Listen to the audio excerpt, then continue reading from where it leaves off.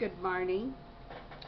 I have created a green bower with my tree to make a video this morning. I just wanted to make a video reassuring my concerned friends that I'm all right. Mother's Day was adventuresome, but I managed to get through it very well. And today I decided I had to make a video about another unique reason why this channel was created. Of course, my biggest issue has been legalized abortion and my work on trying to repeal this law almost from the very moment that it became legal. I said, oh no, we can't have that. And by the way, Abby Johnson, who is America's one of the great pro-life activists, why? Because she worked in an abortion clinic. She had several. So she's been able to work through the wrongness of what she was doing, and also she has great compassion for people who are just going along with what's legal and assuming that the powers that be wouldn't be legalizing something if it was not right. Well, yes, unfortunately, history is full of legalized laws that weren't right, that had to be repealed after a great deal of difficulty. And another remarkable happening to me that took me into the internet and making videos, writing posts, all kinds of, has been my discovering after being molested that my father and the molester were involved. Now, I was only was 5 when it first started. I was 6, and this was, of course, a terrible blow that my father would be involved. That he wasn't involved in the molesting. He didn't know about it, but I didn't dare tell him. Why? Because he was unstable. He was an alcoholic. He had a hot temper when things happened that he didn't like, and I didn't trust him to handle this information without causing me worse upset. I was afraid he would deny it and he would get violent. So I kept this a secret. The molesting and the fact that the molester himself talked about sex with my father right in front of me. And he might have thought that I wouldn't put two together, but I think I'd been quite educated due to having an alcoholic father and having alcoholics around who were uninhibited and just acted any way they felt. So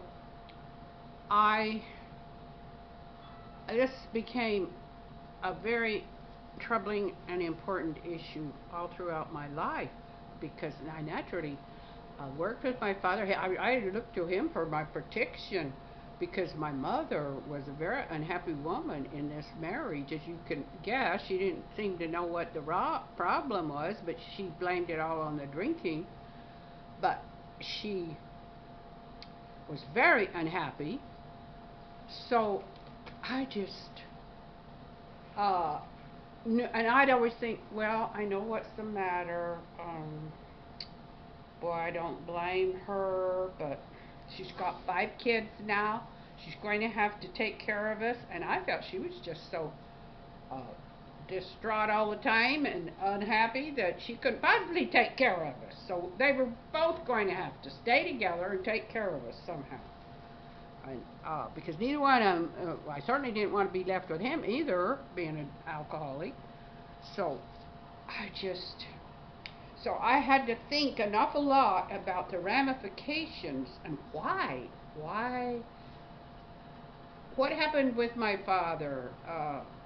And so I was forever looking in books, studying, trying to find out why men were both bisexual, and that is, my father seemed to be able to function as a married man, and not satisfactorily to my mother, because she detected the missing loyalty, the fact that he didn't spend enough time with her, that he just tried to escape her on weekends and get away.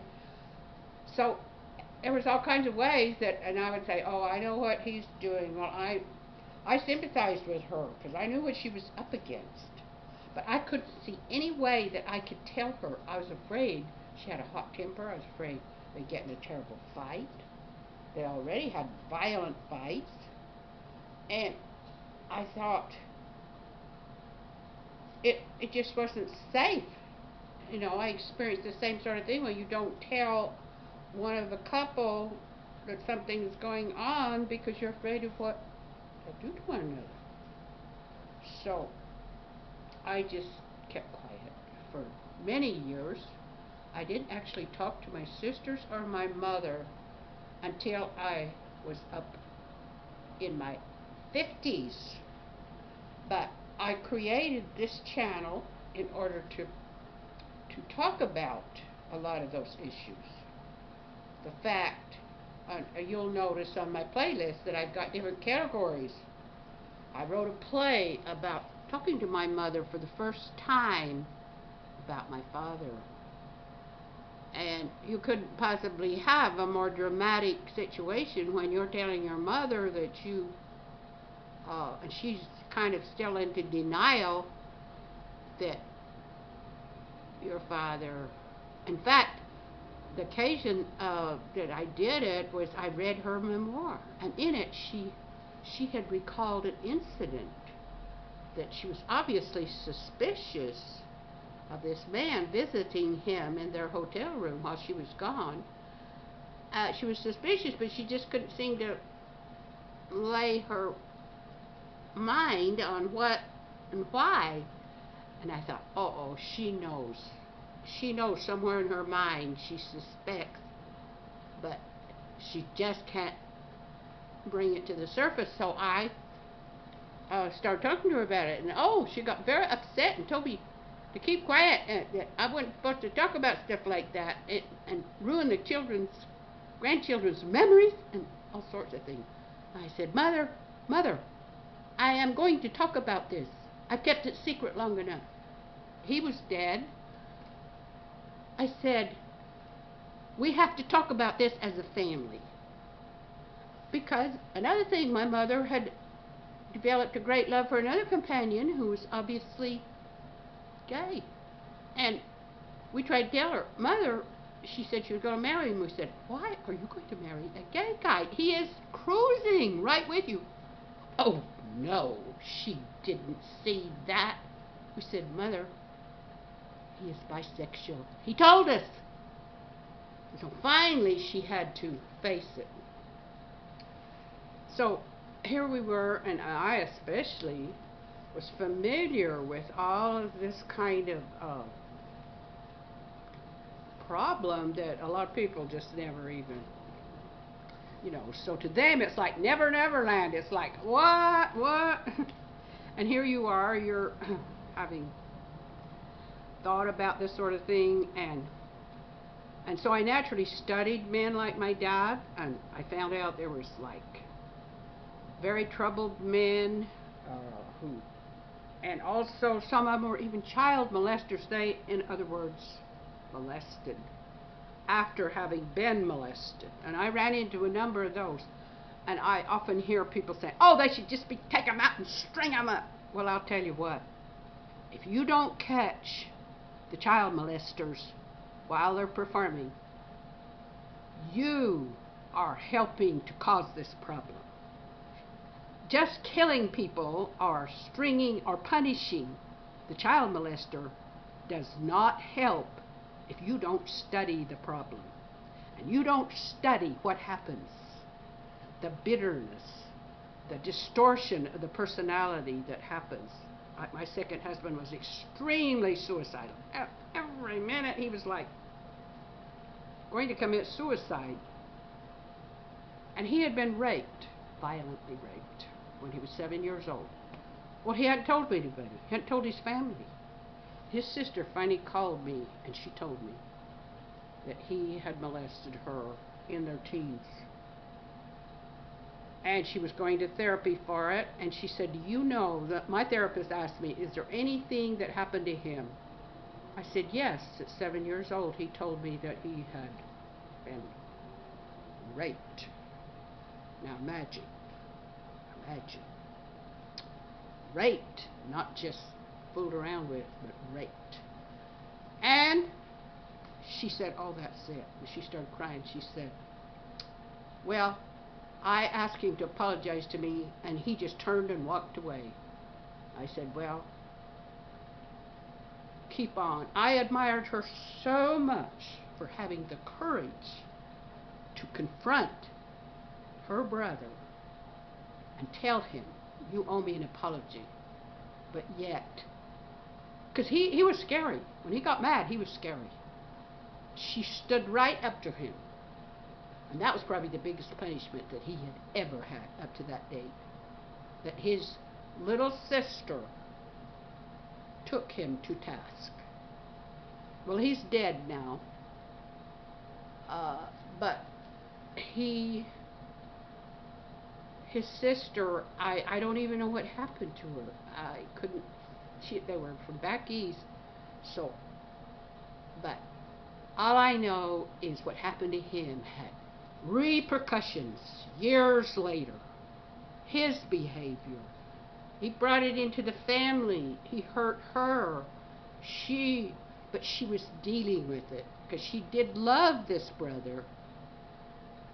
And so when I say, I am not saying be easy on the criminal. I'm saying understand what made him a criminal or her. Understand that crime often leads to another crime in the next go around. So, to me, you accept these troubled people, but you ask for accountability.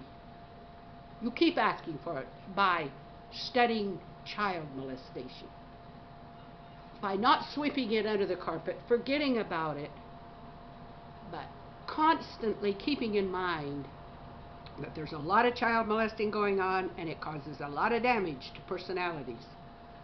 And what we need to do is not lose sight of the fact. And when we need to study the signs, because a lot of times children are not going to tell you, just like me.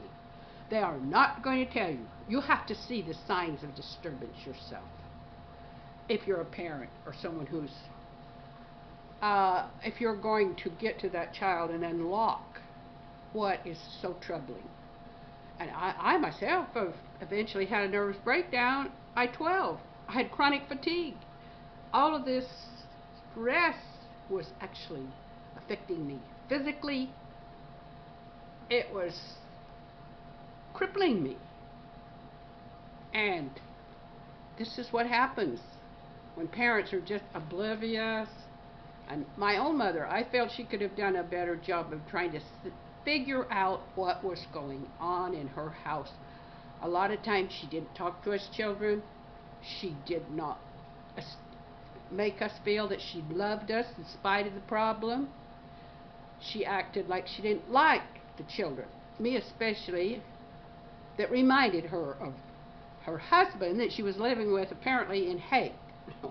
So I say, that doesn't help. And so this channel I have also put a lot of information on my past and family history, that if people are troubled, and also to bring it to the forefront,